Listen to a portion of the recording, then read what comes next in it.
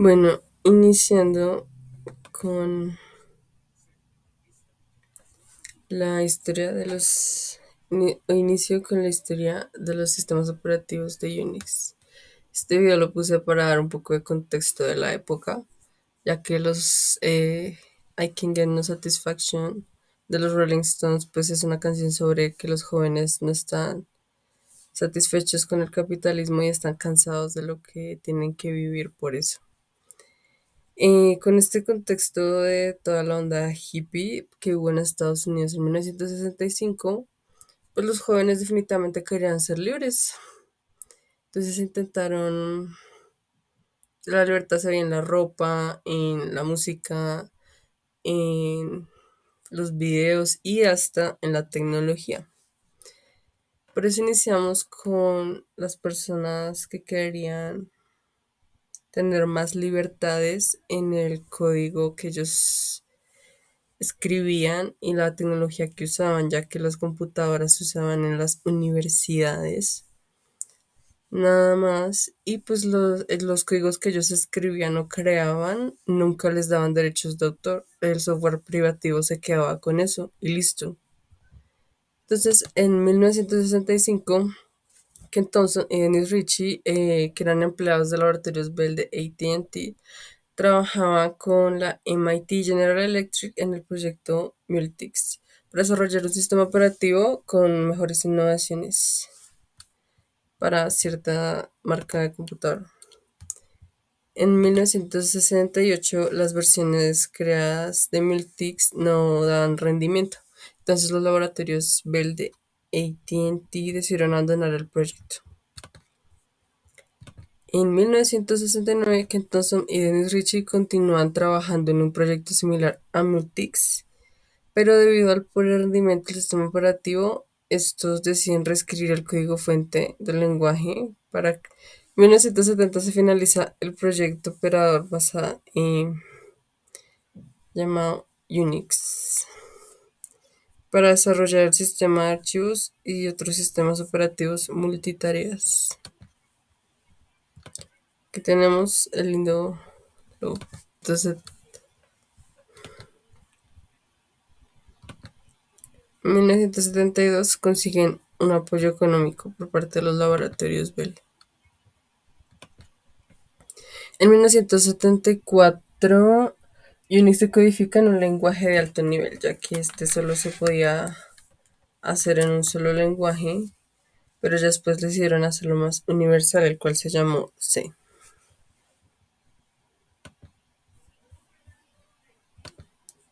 En 1975, que entonces trabajaba en la Berkeley Software Distribution,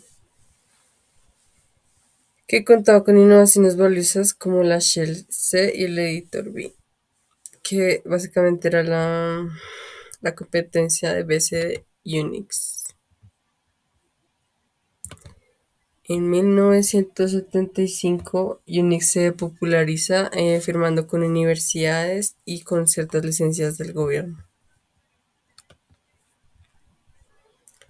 En 1979 se lanza la séptima versión de Unix, que se considera el padre de todos los sistemas Unix actuales, ya que tenían cierto, pues ya que eran muy inestables anteriormente. Este nuevo modelo cambió todo para Unix y que este se pudiera mejorar aún más.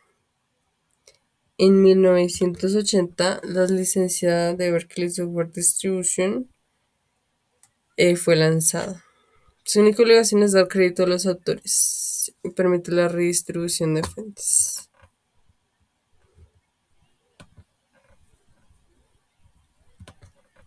En 1981, el AT&T inició el desarrollo de Unix System 3, basado en su séptima versión y es una de las más antiguas del Unix. En 1983 salió la Open Source. Para acabar con la confusión al identificar las versiones de Unix, se sacó el Unix System B-Release, la cual fue muy popularizada en esa época.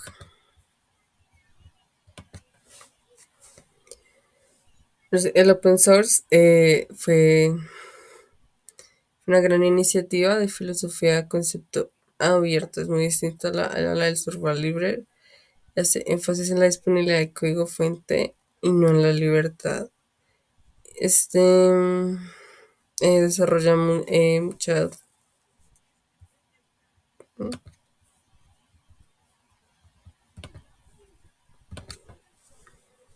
En 1984 nace GNU. La idea de esta manera era un sistema operativo completo de propósito general, pero completamente libre. Y Richard Stallman fue los que inició el de los movimientos de software libre, que él quería que literal esto fuera accesible para todo el mundo y que nadie les esté vulnerando sus derechos pues como programadores.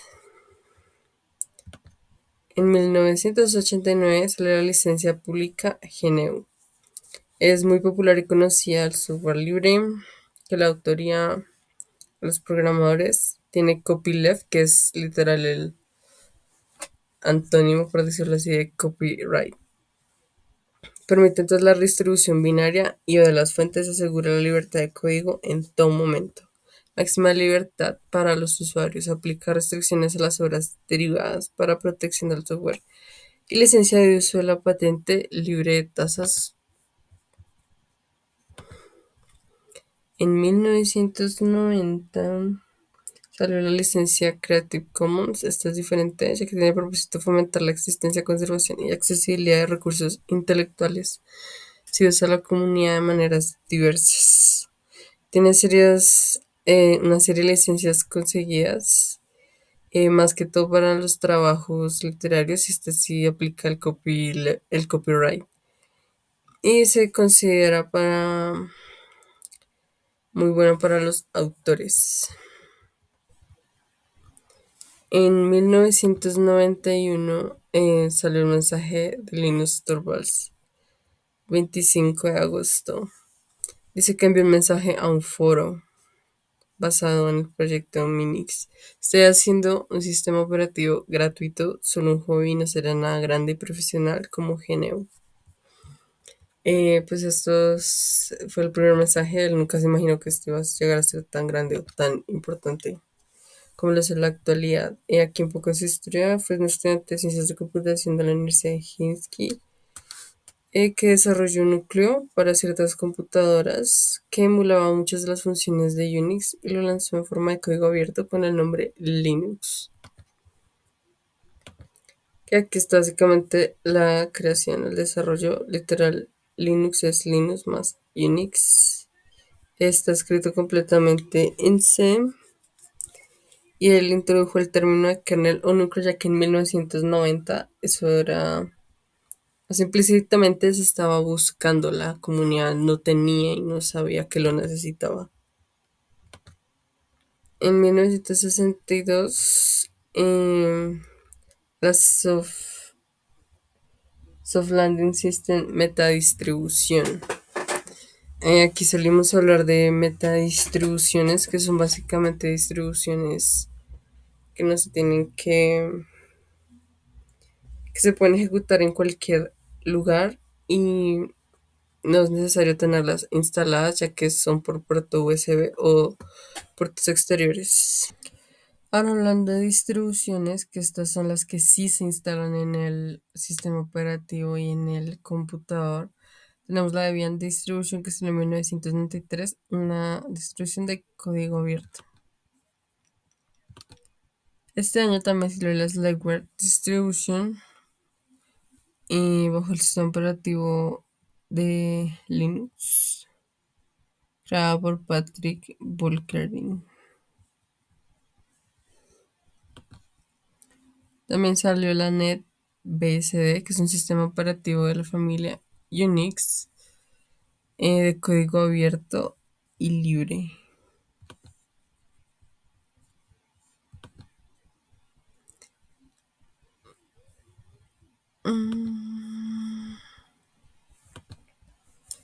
En 1994, en marzo, apareció el primer kernel de Linux, el kernel 1.0. y su imagen está acá. Esto no pues es en sí la imagen, sino que por el 25 aniversario del kernel de Linux sacaron pues una página web en la que puedes descargar literal lo que fue el primer kernel e interactuar con él. En 1995 salió la OpenBSD, que es un sistema operativo libre de multiplataforma.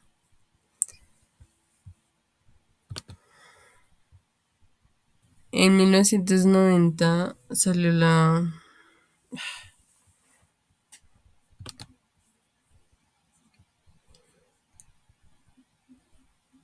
Ah, no, mira.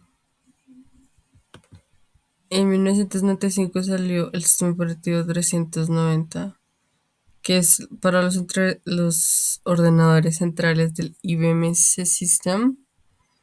Y son versiones renombradas de Envis que añaden los servicios del sistema Unix a sus computadoras.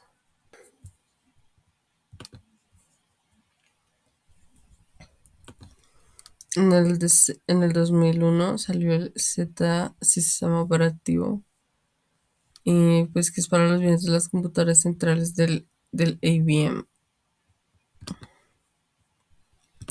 En 2002 el GNU Linux, que es básicamente otra distribución de Linux basada en el Debian. En el 2003 salió Red Hat, que es otra de las distribuciones más populares de Linux. En 2004 salió Ubuntu,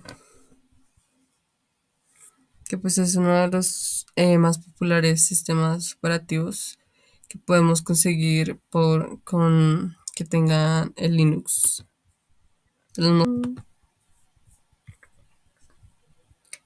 Y por aquí está eh, Tux, que es el pingüinito del GNU, tiene su propio videojuego. Me pareció divertido incluirlo.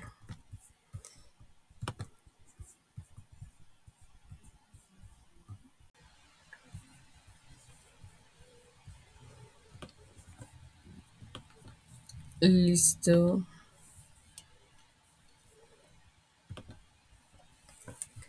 Que ahora va la historia del hardware y del software. Yo vi un documental llamado La historia del ordenador de History Channel. Entonces lo que voy a decir es de más que todo sobre ese documental. Aquí he dejado el link.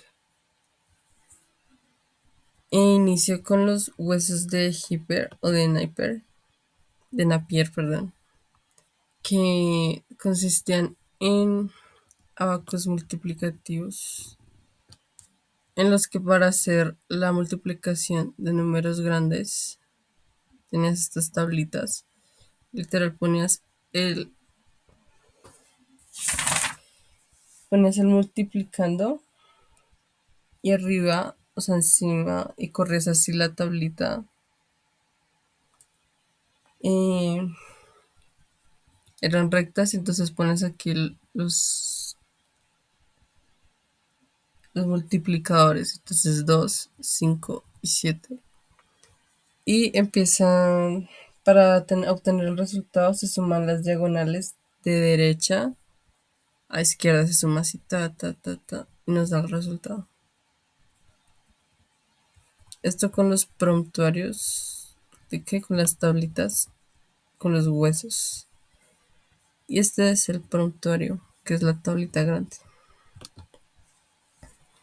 En 1981, el telar de Jacquard, que tiene una historia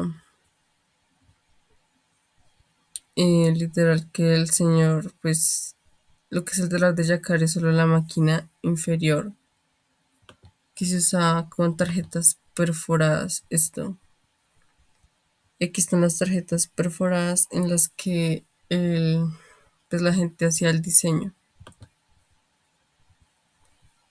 En 1937 salió el motor analítico, pero solo fue la idea, porque el señor Charles Babbage pues nunca hizo la idea, nunca la ejecutó. Fue su hijo Henry Babbage en 1910 que tuvo la realización de esta idea. Pero el motor analítico con una unidad de aritmética lógica pues fue lo que sobresalió. Después tenemos la máquina tabuladora de Hermann Hollerith, y en las que el problema inicial era contar el censo de la población de 1889, de 1880, cómo había crecido. Entonces, básicamente, pues para que la gente hiciera el censo sobre la gente, sobre los censos que ya tenían en 1900, en 1870, sumándole la nueva gente, pues no era práctico. Entonces hicieron tarjetas perforadas. Cada persona perforaba categorías como la edad, el sexo, la raza y la profesión. Los trabajadores solo los ponían en las máquinas que los contaban y separaban las tarjetas. Aquí, como relojitos, todo esto separaba las tarjetas. Con esto se creó la empresa que precedió al IBM. Pues resulta que estas maquinitas, bueno, muy bonitas y todo, pero pues no eran prácticas y solo se iban a usar una vez cada 10 o 20 años. Entonces lo que hicieron fue empezaron a venderlas en estaciones de trenes y seguros de vida, ya que pues era fácil que la gente perforara o los empleados perforaran ciertas categorías y ya la máquina contara eso. En 1943 es cuando llegan las primeras computadoras o los primeros modelos, que fueron modelos básicamente teóricos. Con la máquina Enigma, que esta tiene una datación un poquito más antes, de 1912, que descifraba códigos, y el Colossus, que este sí fue el de Alan Turing, 1943. El Colossus podía procesar 25.000 caracteres por segundo y solo unía letras que venían de un radio interceptado. El chiste es hacer series de combinaciones de letras hasta descifrar el mensaje. Paralelamente, por decirlo así, en 1943 estaba en Estados Unidos el ENIAC, que lo creó John Muckley y lo utilizaba para tablas de disparos, en los que hacían las pruebas para las armas que vendían a Europa. Entonces, pues la producción de las tablas de disparos manualmente eran muy complicadas. El ENIAC, que es el integrador numérico, electrónico y ordenador, podía reconfigurarse y se utilizaba por los servicios armados.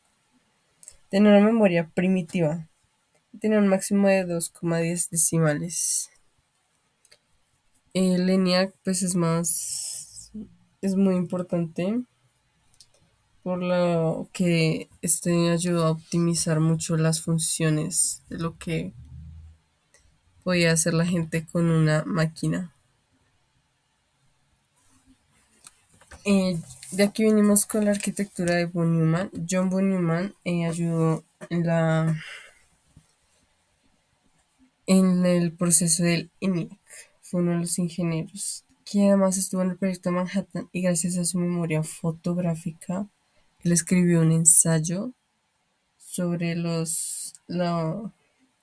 lógica del mapa de un ordenador, como debía ser en el futuro. O sea, él solo se pensó esto, pero no supo que creó literal la base teórica o el mapa de lo que es un computador actual.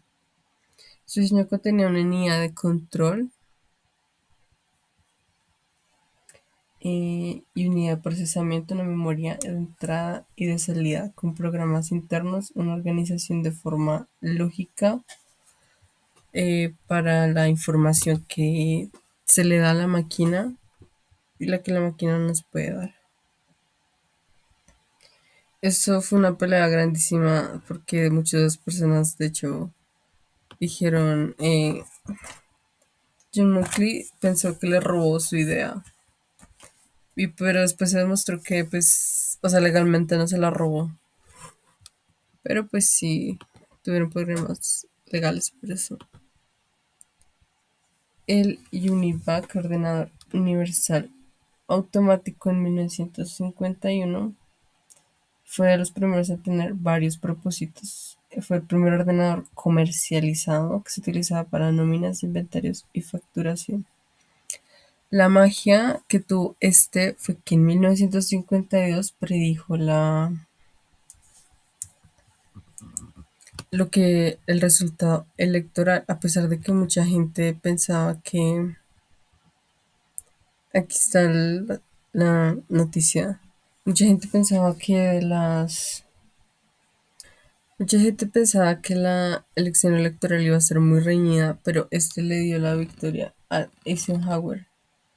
Predijo una, una victoria arrolladora, utilizando los datos de los colegios seleccionados del este antes de que cerraran los colegios del oeste. Introdujo los datos y dijo esto. Entonces ya después de eso, pues mucha gente quedó asombrada por lo que era la tecnología, pero mucha gente también quedó asustada por todo lo que podía hacer la tecnología.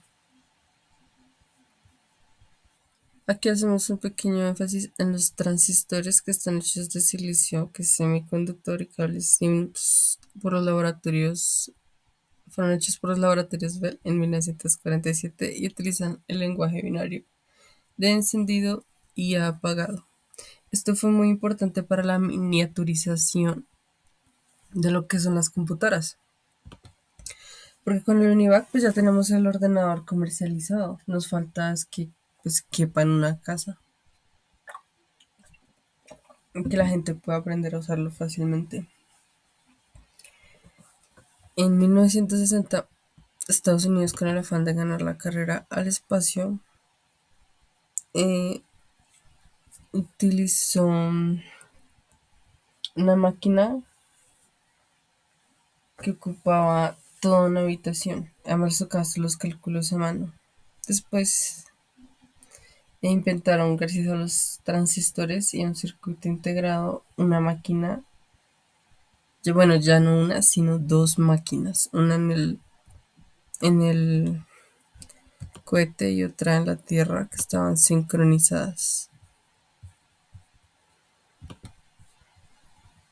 En 1969, con los microprocesadores, que eran pequeños chips de silicio, eh, inició también, pues dio mucho paso a la miniaturización. Marcian Hoff, que le dieron de problema, él trabaja en una compañía japonesa, entonces querían que hiciera la calculadora de Busicom, en la cual él integró o puso 12 circuitos integrados con pequeños chips de silicio y todo en un chip para poder reprogramarlo.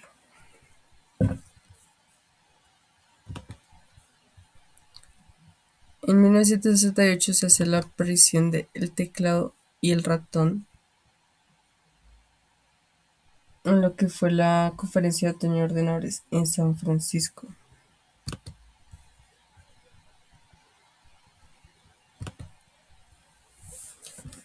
Aquí está la nota. Doug Engelbart, que el cual fue uno de los científicos computacionales. Él quiso mostrar todo lo que pudo hacer la tecnología y cómo hacerla de un fácil acceso y entendimiento para la gente, pues que no, la gente del común, y que todos se interesaran en ella.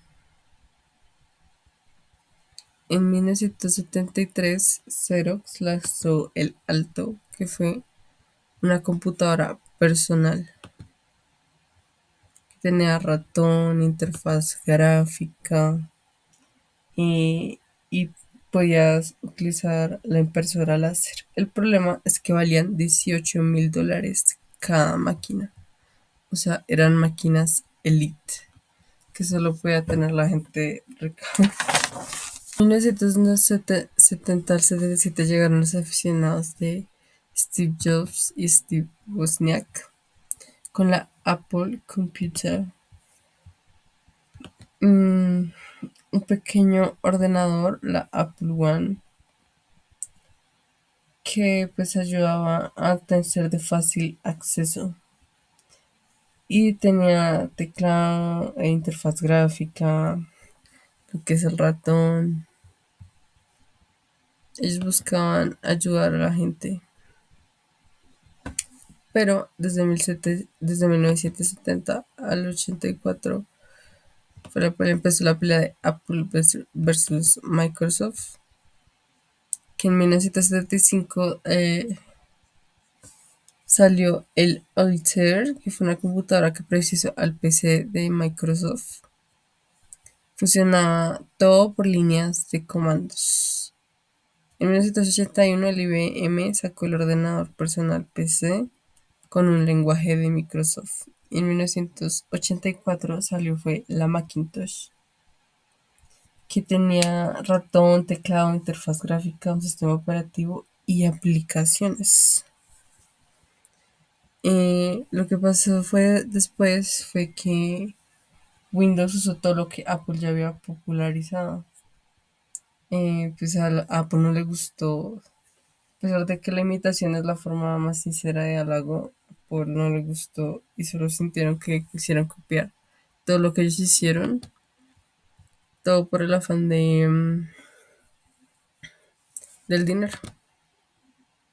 En 1990 estaba el Sun Microsystem, que ayudaba a las casas a ser más automatizadas. So, literal querían que hubiera neveras con pantallas, con tabletas para que te dijeran qué tenías en el menú, qué te faltaba comprar, que alguien te llevara a la casa las compras. Querían crear aplicaciones que con una llamada el horno se apagara. Literalmente hay un comercial de una señora diciendo, ay, ¿a quién estás llamando? No, a mi microondas. Quería que también pues todos los teléfonos celulares estuvieran conectados con todos los electrodomésticos de la casa, prendieran, apagaran las luces, las alarmas. Y ya, y después del 2000 empezó la época actual, que es de computación cuántica, la electrónica molecular, y cómo quieren hacer pasar rayos por las moléculas para escribirles cero y uno. Y esto fue todo, gracias por su atención.